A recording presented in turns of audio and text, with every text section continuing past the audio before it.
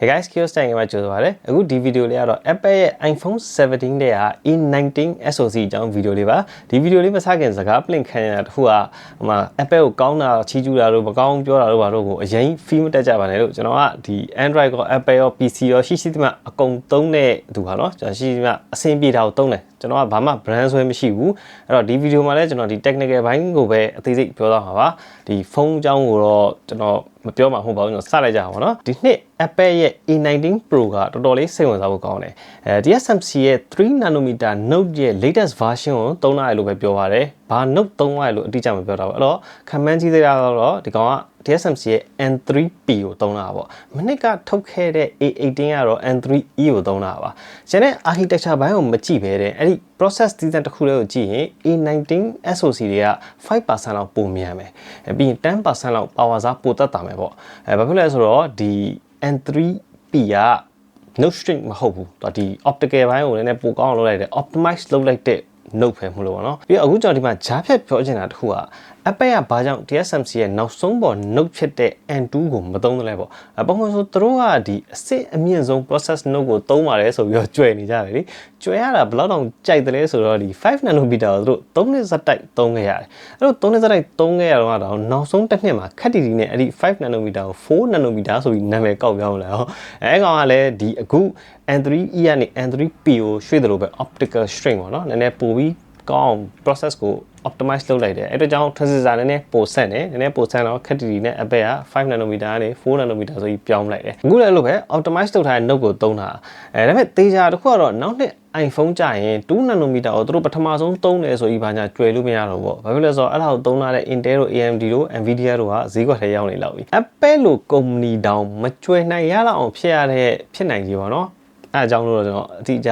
မပြောပါဘူးဖြစ်နိုင်ကြီးကတော့ဒီ Trump ရဲ့ tariff တွေကြောင့်လို့ထင်ပါတယ်အခုကသိရတဲ့အတိုင်းပဲ tariff တွေကြောင့် semiconductor လောကကြီးတစ်ခုလုံးက supply chain တွေအကုန်လုံးကဗျာကမောကမဖြစ်ဈေးတွေကလည်းလုံးဝမတည်မငြိမ်ဖြစ်နေရယ်ပြီးတော့ဒီလက်ရှိကြားတဲ့သတင်းစကားတွေအရဆိုရင် TSMC ရဲ့2 nanometer အယောင်ဈေးကြီးอ่ะလက်ရှိ N3 wafer တွေထောက်ကို 50% လောက်ဈေးပိုများတယ် wafer ဆိုအဲ့အဝိုင်းအများကြီးပေါ့အဲ့ထဲမှာမှ chip အများကြီးပါတယ်အဲ့ wafer တစ်ချက်ချင်းဈေးက2 nanometer N2 ပေါ့အဲ့ကောင်က 50% လောက်ဈေးပိုများတယ်လက်ရှိမှာ Trump ကသူတက်တဲ့ပထမဆုံးနှစ်မှာ iPhone တွေဈေးတက်တယ်ဆိုတာဘယ်နည်းနဲ့မှအဖြစ်ခံမှာမဟုတ်ဘူးအဲ့ကြောင့်ဒီ Apple ကဒီ2 nanometer N2 ကိုမသုံးဘဲနဲ့ N3 ကိုပဲဆက်သုံးဖို့အဆုံးဖြတ်ချက်ချလိုက်တာဖြစ်နိုင်တယ်ပြီးတော့ N3 ကိုသုံးတာ Apple တယောက်တည်းမဟုတ်တော့ဘူးကျန်တဲ့ဒီ Qualcomm တို့ MediaTek တို့လည်းဒီ N3 ကိုပဲသုံးတော့တယ်ပေါ့နော် N3P ပေါ့သူတို့လည်းဒီအဲ့ဒီ Note ကိုပဲသုံးတော့တယ်သူတို့ဆို Apple ထက်တောင်ဈေးကိုပို့ပြီးကြည့်ရသေးတယ်လေဘာဖြစ်လို့လဲဆိုတော့သူက Vivo တို့ Oppo တို့တွားရောက်မှာဟိုကောင်တွေကတည်မလားဈေးနဲ့ fight ကြမှာဆိုတော့သူတို့ SoC ရဲ့ဈေးရင်းကြီးနေလို့မရဘူးဒါကတော့ကျွန်တော်ခံမှန်းပြောတာပါမှားအောင်လဲမှားနိုင်ပါတယ်ဒါပေမဲ့ Apple ကအခုလိုမျိုး Note အဟောင်းကိုပဲပြန်သုံးတော့ architecture ကိုတည်တည်ချာချာ view ဆိုင်လို့ရပါတယ်ထည့်ထားတဲ့ကောအရေးအတွက်ကတော့အရင်တိုင်းပဲဗျာကောအကြီး2ခုနဲ့အသေး4ခုအကြီး2ခုရဲ့ဒီဇိုင်းအောင်မနှစ်က A18 Pro နဲ့တူတူပဲအဲ့ဒါအောင်မှသူကဒီ branch prediction ကိုပိုကောင်းအောင်လုပ်ထားရလို့ပြောတယ် upgrade အကြီးတော့မရှိဘူးနည်းနည်း optimize လုပ်ထားရလေးပဲရှိတယ် branch prediction ဆိုတာအလွယ်ပြောရရင်ဘေဒင်တွက်တာပဲပေါ့ကျွန်တော်ခက်တဲ့ CPU တွေကအခုအရန်ကိုမြန်လာဗျာပြီးတော့ data တွေအများကြီးကိုလည်းဒီပိုင်းလေးယူပြီးတွက်နေအဲ့တော့တစ်ခါတလေမှာတချို့ data တွေရဲ့အဖြေကိုမသိသေးပေမဲ့ကြိုမှန်းပြီးတော့တွက်ပလိုက်တယ်ဥပမာပြောပြရင်လူတစ်ယောက်ကလမ်းလျှောက်နေရင်လမ်းစုံတစ်ခုကိုရောက်လာတယ်ဘယ်ကွေ့မလားညာကွေ့မလားဆိုပြီးတော့ရွေးစရာနှစ်ခုရှိတယ် programming language အနေနဲ့ပြောရင် if statement ပေါ့ okay if ဒီလူကဘယ်ဘက်ကွေ့မယ်ညာဘက်ကွေ့မယ်အဲ့လိုတစ်ခုခုကွေ့သွားမှာပေါ့ဘယ်ဘက်ကိုကွေ့သွားရင်ကြားရည်စင်နဲ့တွေ့မယ်ညာဘက်ကိုကွေ့သွားရင်ခွေးကြောင်နဲ့တွေ့မယ်အဲ့ဒီမှာ CPU ကဘယ်ဘက်ကိုသူကွေ့မယ်ဆိုတာမသိသေးဘဲနဲ့တစ်ဖက်ဘက်ကိုကွေ့တယ်လို့ခံမှန်းလိုက်ပြီးတော့အဲ့ဒီဘက်ကိုကွေ့လိုက်ရင်ဖြစ်လာမယ်အဲ့ကြားရည်စင်နဲ့တွေ့မယ်ဆိုတဲ့ event ကို set up လိုက်တယ်ဗျာအကိမှားရင်တော့အစားပြန်တွက်ရမယ်မှန်တယ်ဆိုရင်တော့ဒါတုံးကတောက်လျှောက် set up သွားလိုက်အောင်ပဲများသောအားဖြင့်တော့အဲ့ဒါတော်တော်လေးမှန်လေးရှိတယ်ဘာဖြစ်လဲဆိုတော့သူကဒီခေါင်းပန်းလှန်တယ်လို့ random ရွေးလိုက်တာမဟုတ်သူကအရှေ့က data တွေကိုပြန်ကြည့်ပြီးတော့မှဒီလူကဘယ်ဘက်ကိုကွေ့နိုင်တယ်ဆိုပြီးတော့မှန်းလိုက်တာအဲ့ဒါကြောင့် CPU ထုတ်တဲ့ company တိုင်းက branch prediction ကိုအမြဲပဲပိုကောင်းအောင်လုပ်တယ်ဗျာ Intel တို့ AMD တို့ Qualcomm Apple အကုန်တူတူပဲသူတို့ဒီနှစ်ကတော့ branch prediction ကိုဘယ်လောက်ထိပိုကောင်းအောင်လုပ်လိုက်ပါလဲဆိုပြီးတော့ bro keynote တွေမှာအမြဲတမ်းတွေ့လိမ့်မယ် branch prediction ပိုကောင်းတော့ CPU ကပိုမြန်တယ်ဒါ big ကောကျွန်တော်တော့ဘာမှမပြောင်းဘူး big ကောကဒီနှစ် A19 ရဲ့မြန်နေဆိုတဲ့ performance ကကောအသေးလေးရလာ Apple ကဒီနှစ်အဲ့ကောင်တွေကိုအကြီးကျယ် upgrade လုပ်ထားတယ် Apple ရဲ့ iPhone 13ပေါ့အဲ့ဒီက A15 ပေါ့အဲ့ဒီကစပြီးတော့မနှစ်က A18 ထိကသူ့ရဲ့ကောအသေးတွေအကုန်လုံးကဒီ design တစ်ခုလေဗျာ 9နှစ်လုံးဒီ design တစ်ခုတော့သုံးလာတယ်အဲ့ကောင်တွေကဒီ clock cycle တစ်ခုမှာ instruction 9ခုကိုယူပြီးတော့တွက်နိုင်တယ်အလုံး9ခုကိုတပြိုင်တည်းတွက်နိုင်တယ်ပေါ့အခု A19 မှာ instruction 6ခုထိကိုယူပြီးတွက်နိုင်တယ်တကယ်အဲ့လိုမျိုး instruction လေးတစ်ခုတိုးဖို့ဆိုတာတော်တော်ကိုမလွယ်ဘူးဗျာအဲ့ဒီ instruction လေးဒီတွက်တဲ့စီကိုရောက်လာဖို့အတွက်ဘယ်ရလာမလဲ memory တွေ cache တွေအကုန်လုံးကိုဖြတ်လာမှာဗျာအဲ့ဒါတွေဖြတ်လာပြီးတော့မှသူ့ကိုဒီ instruction ကဘယ်လို instruction လဲဘာလဲသိမှာစစ်တဲ့ဟာအများကြီးရှိတယ်တွက်တဲ့စီရောက်လာဖို့ပဲအဲ့တော့ဒီ design memory subsystem တွေကအကုန်လုံးကိုသိချပြန်ပြီး design ထုတ်ရတာမလွယ်ဘူးအဲ့လိုမလွယ်တဲ့အတွက်ပဲလွန်ခဲ့တဲ့9နှစ်လုံးလုံးကဒီ design အဟောင်းကိုပဲသုံးခဲ့တယ်အခု A19 မှာအဲ့လိုတိုးလိုက်တဲ့အတွက်တို့ကဒီ cache system ကို design ပြန်ဆွဲရတယ်အဲ့လို design အသစ်ပြန်ဆွဲရင် cache ကိုအပေါ်ထပ်ထည့်လိုက်တယ်ကျွန်တော်ဗီဒီယိုကြည့်နေကြလို့ဆိုသိပါနေမယ် cache တွေကကောင်းတယ်ဒါပေမဲ့ထည့်ရတာအရင်ဈေးကြီးတယ် SRAM တွေကဒီရင်းနှီးသိမ့်မကောင်းလို့ဗျာအဲ့ကောင်လေးတွေကပုံမှန်ဘေးနားဒီ logic တွက်တဲ့ transistor တွေနဲ့ရှင်းလို့ရှိရင် SRAM ဆိုတာ memory ပဲလေဒီ CPU chip ထဲက memory အဲ့ဒီ memory ကလောက်ရခတ်တယ်အမှားများတယ်ရင်းသိမ့်မကောင်းပါတော့အဲ့ဒါကြောင့်ဒီတက်နိုင်တဲ့နည်းနေတယ်နည်းအောင် short ပြီးထည့်ကြတယ်တခြား CPU ထုတ်လုပ်တဲ့လူတွေဘာဖြစ်လဲဆိုတော့ဒီ wafer အများကြီးတစ်ဖျားတွေက chip ကောင်းကောင်းတွေများများလိုချင်ဒီ SRAM ကပြတ်တာနည်းမှရအောင်ပေါ့ logic ကတော့ပြတ်တာနည်းလေးရှိရပေါ့နော်ချုပ်လာဒီ SRAM ကနည်းနည်းလေး defect rate များတယ်ဒါပေမဲ့ Apple ကတော့ဒီကောင်အများအားဖြင့် Apple တို့ Intel တို့ကလုံးဝတထေး CPU design ထုတ်နေပြီပဲဒီကောင်လည်း cache တွေကိုအများကြီးဆွတ်ထည့်တာ Apple ရဲ့ slide အရဆိုရင် core သေးတွေရဲ့ cache တွေကို 50% တောင်ပို့တိုးတာ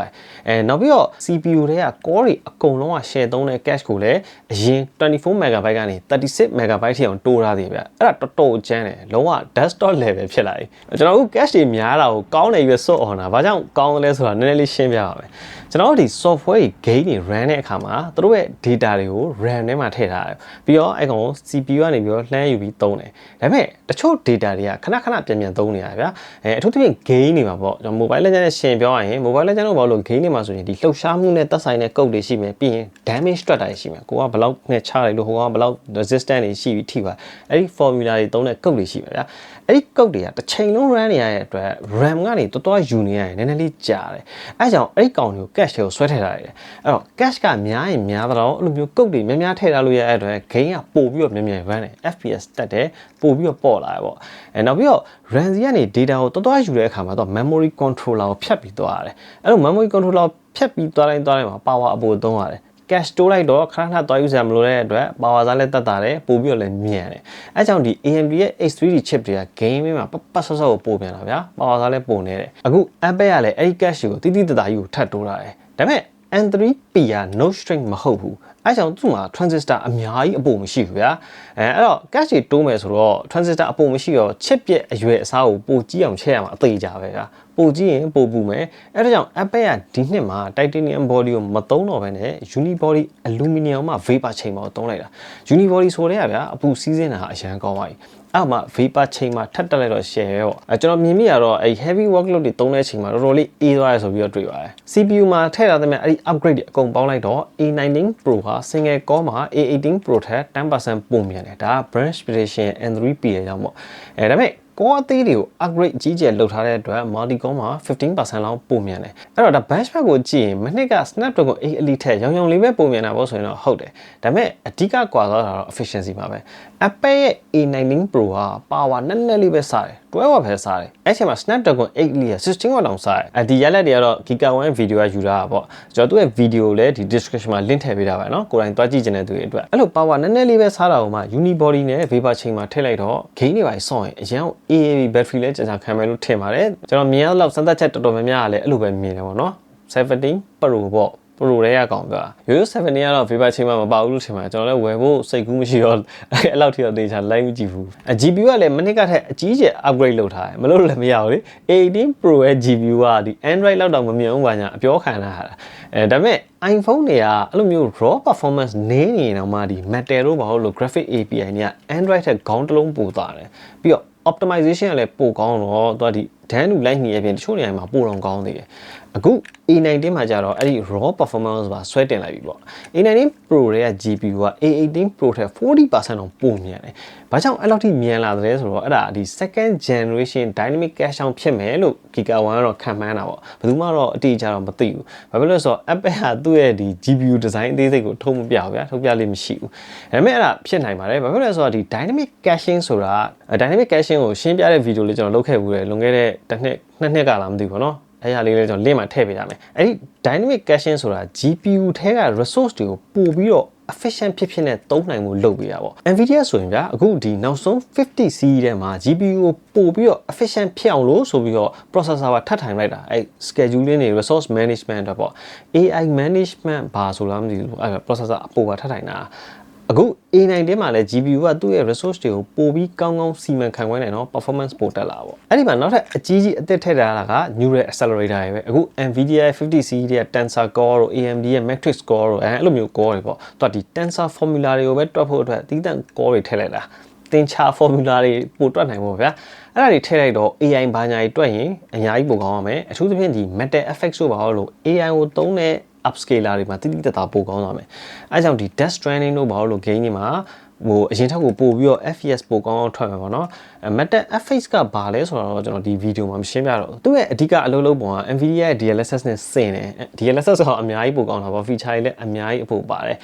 အဲ့ဒီ AI upscaler ဘယ်လိုအလုပ်လုပ်တယ်ဆိုတာသိချင်တော့ကျွန်တော်ရဲ့ဒီ DLSS video မှာအသေးစိတ်ရှင်းပြခဲ့တယ်နည်းနည်းတော့ကြာနေဗျာဒါပေမဲ့ information တွေအောင်မှန်ပါသေးတယ် Metal FX တဲ့အဲ့လိုပုံစံပဲအလုပ်လုပ်ပါတယ်အဲ့လိုမျိုး GPU ထဲမှာ accelerator တွေထည့်လိုက်ပေမဲ့ Jammo Geo ဘာလို့အဲ့လိုမျိုးပုံလေးစာကြီးထုတ်တဲ့နေရာမှာသုံးတဲ့ local model တွေအဲ့ကောင်တွေ RAM ဖို့အတွက် inference ပေါ့နော်အဲ့ကောင်တွေ run တဲ့ inference ကတော့ neural engine ပဲအဓိကသုံးမယ်ထင်ပါတယ်ဘာဖြစ်လို့ဆိုတော့ GPU ကိုသွားထိရတယ် power share ကြိတ်မှာအဲ့ဒီ neural engine ကိုလည်း upgrade လုပ်ထားတယ်ဒါပေမဲ့ဘာနံပါတ်မှတော့မပြောအောင်ဆိုတော့အရင်မများလို့ပဲထင်ပါတယ်Apple ကအခုနောက်ပိုင်းမှာဒီ M series ဆိုတာဒီ MacBook တွေပေါ့အဲ့ MacBook တွေက GPU နဲ့ A series ရဲ့ GPU architecture A ဆိုတာကဒီ iPhone တွေပေါ့အဲ့ကောင်ရဲ့ GPU architecture ကိုသူ share ပြီးသုံးလာသတိထားမိအခု A19 Pro မှာအသစ်တိုးလာတာတွေဥမာဒီ FP16 တို့ဘာလို့အဲ့ကောင် FP16 ကိုနှစ်ဆပိုမြန်တာဟုတ်ပါဘူးအဲ့ဒါတွေကဖုန်းနဲ့သိမ့်မဆိုင်ဘူးဗျာဒီအဲ့ကောင်တွေကလုံးဝ machine learning algorithm တွေတွက်တဲ့နေရာမှာသုံးတာအဲ့ကောင်တွေကိုတကယ်သုံးမဲ့ app တွေက MacBook တွေမှာရှိတာအခုဆိုရင်ဒီ MacBook တွေက AI model ပေးတဲ့လူတွေအရန်ကိုသဘောကျတယ် Unified Memory ရောပြီးတော့သူ့ရဲ့ဒီ GPU ရအောင်ပေါ့အခုအဲ့ကောင်အဲ့ကြောင့် Apple ကဒီ FE16 ကိုနှစ်ဆတိုးတာတွေ Tensor Core တွေထပ်ထည့်တာအဲ့ကြောင့်ဒီနောက်နှစ်ဒီနှစ်ပေါ့ဒီနှစ်ကုန်ဖြစ်ပါလိမ့်မယ်အဲ့ M5 နဲ့ MacBook တွေကတော့တော်တော်လေးစိတ်ဝင်စားဖို့ကောင်းသွားပြီတော်တော်လေးမြန်မယ်လို့ထင်ပါတယ်အခု Apple A19 မှာတော့အလုံးသိရတဲ့အတိုင်းပဲဒီနှစ်မျိုးရှိရပါတော့ iPhone Pro တွေမှာပါတဲ့ A19 Pro နဲ့ရိုးရိုးရဲ့ A19 နဲ့အဲ့နှစ်ခုကြားကွာခြားချက်ကတော့အဓိက GPU မှာဟိုကောင်တွေက core တစ်ခုပိုနည်းတယ်ပေါ့နောက်ပြီးတော့တကယ်ကွာသွားတာ memory bandwidth မှာကွာပါဟို A19 Pro ရဲ့ memory bandwidth ကကျွတ်စင်တော်တော်များတယ် memory နည်းတော့ bandwidth နည်းတော့လုပ်တဲ့အများကြီးကိုဒီပြိုင်နဲ့မလုပ်နိုင်ဘူးပေါ့ဗျာ data အများကြီးအကြီးကို handle မလုပ်နိုင်ဘူးပေါ့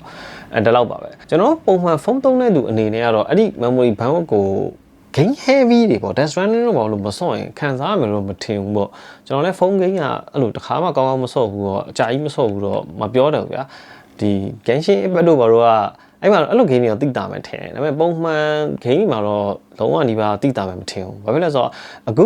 iPhone 17ရိုးရိုးတွေက A19 တောင်မှတော်တော်မြန်တယ်ဗျာမနှစ်က A18 Pro ထက်နည်းနည်းလေးပိုမြန်တယ်ပေါ့အဲ့တော့ဒီနှစ် iPhone တွေကတော်တော်လေးအဲ့မှာ performance ပိုင်းကရွေးလို့မဆိုးဘူးပေါ့နော်ကောင်းတယ်နောက်ပြီးတော့ A19 Pro မှာပဲရမှာက ProRes RAW ပေါ့အဲ့ကောင် video RAW format ကို encode ကော decode ကောရမယ် video ရိုက်တာရော edit တာရောရတယ်ပေါ့နော်ရိုက်တာတော့ဟုတ်ပါပြီဒီဖုန်းမှာပဲ raw video ယူ edit မလားတော့ကျွန်တော်လည်းမပြောတော့ဘူးဘာလို့လုပ်တဲ့လူတွေရှိပါတယ်MC တွေတဲ့ media engine လိုမျိုးဖြစ်သွားပြီပေါ့နော်အဲ့ကောင် iPad မှာတော့အသုံးဝင်မယ်ဒါပေမဲ့ iPad မှာကျတော့ MCD တန်းသုံးတော့ဘာမှသိတော့မတူဖုန်းနဲ့ video raw video edit ချင်အခုရပါပြီပြီးတော့ဒီ A19 ရိုးကောင်မှာ USB ကိုလည်းတမင် 2.0 speed မှာကန့်လာတယ်ကျွန်တော်အဲ့ဒါအရင်တုန်းကပေါ့နော်ဒီဘာဖြစ်လို့ 2.0 မှာမရတယ်လဲဆိုတော့ controller ကို upgrade မလုပ်ထားလားပါလားပေါ့နော်ကျွန်တော် video download လိုက်သေးတယ်နောက်တော့မှမဟုတ်ဘူးတမင်တက်ကြီးကိုပိတ်ထားဖြစ်နေနောက်ပြီးတော့အဲ့ A19 ရိုးရိုးမှာ AV1 လဲ encode မရဘူး AV1 video ရိုက်လို့မရဘူးဗျာ AV1 ကအရန်ကို efficient ဖြစ်တဲ့ video format efficient ဖြစ်တယ်ဆိုတာဥမာဒီ 4K video ရိုက်တယ်ဆိုရင်အခုလက်ရှိကျွန်တော်အများစုရိုက်နေတာ H265 နဲ့ 10 မိနစ်ကို100 MB တကယ်မဟုတ်နော်10 မိနစ်ကို100 MB ထွက်တယ်ဆိုရင် AV1 နဲ့ရိုက်လို့ရှိရင်80လောက်ပဲထွက် file size ပိုသေးရပါပိုပြီး efficient ဖြစ်တယ်အဲ့ကောင်ကို encode မရအောင် AV1 format က YouTube တို့ Twitch တို့ Facebook တို့မှာတော်တော်လေးသုံးလာကြပြီအဲ့ video က file size နည်းပြီးတော့ quality တူပဲမလို့ဒါပေမဲ့အဲ့ video ရိုက်လို့မရသေးဘူးပေါ့ iPhone 17တွေကတော့ A19 ရိုးရိုးနဲ့ A19 Pro အဓိကကွာတာတော့အဲ့လောက်ပဲပေါ့နောက်ပြီးတော့ physical ရိုက်ကွာဆိုရင် vapor ချိန်မှာပါတာမပါတာရှိမှာပေါ့နော်အဲ့ဒါတော့တို့ဒီ phone review တွေမှာတက်ကြည့်မှာပဲဘယ်လောက်ထိကွာလဲသိရမှာအဲ့ဒီမှာ Apple ရဲ့နောက်ထပ်မိတ်ဆက်လိုက်တဲ့ chip အသစ်ကတော့ဒီ Wi-Fi တွေ Bluetooth တွေအတွက် N1 ဆိုတဲ့ chip အဲ့ဒါတို့အရင်သုံးနေကြ Broadcom ရဲ့ chip တွေကိုအစားထိုးလိုက်တာပေါ့မိုဒမ်ကတော့ဒီကျွန်တော် Apple C1 video မှာပြောခဲ့တဲ့အတိုင်းပဲ Qualcomm ရဲ့မိုဒမ်ကိုပဲဆက်သုံးထားသေးတယ်ဒီ iPhone 17အကုန်လုံး Air လွဲလို့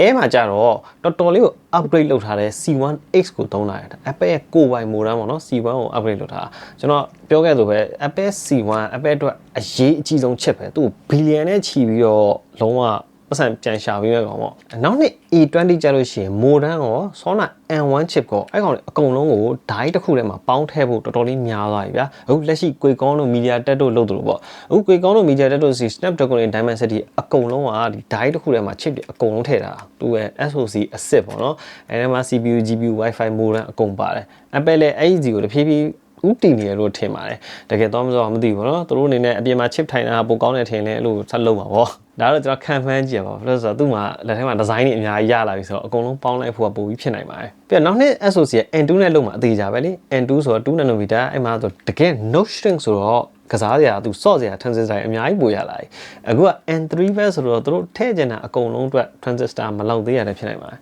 ဒီဗီဒီယိုလေးကတော့ဒီလောက်ပါပဲ iPhone 17ကကောင်းလားမကောင်းလားတို့ဘာဝယ်ရမလဲတို့မင်းကျွန်တော်တကယ်ကိုမသိပါဘူး iPhone Air ထဲမှာထည့်ထားတဲ့ A19 Pro ကြီးက performance အပြည့်ရပါမလားတို့ဘာလို့အဲ့ဒါတွေကိုကျွန်တော်ထပ်ပိုတိပိုတက်တဲ့သူတွေဖုန်းကိုတကယ်စမ်းသုံးပြီး review လုပ်ထားတာတွေပဲတွားကြည့်ဖို့အကြံပေးချင်ပါတယ်ခင်ဗျာ